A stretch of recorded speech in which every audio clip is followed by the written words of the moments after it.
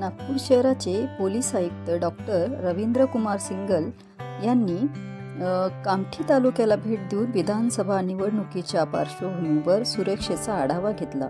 मतदानाला केवळ काही तास शिल्लक असल्याने तालुक्यात शांतता व सुव्यवस्था कायम राहण्यासाठी पोलीस यंत्रणा सुसज्ज ठेवण्याच्या दृष्टीने त्यांनी विविध मतदान केंद्रांची पाहणी केली।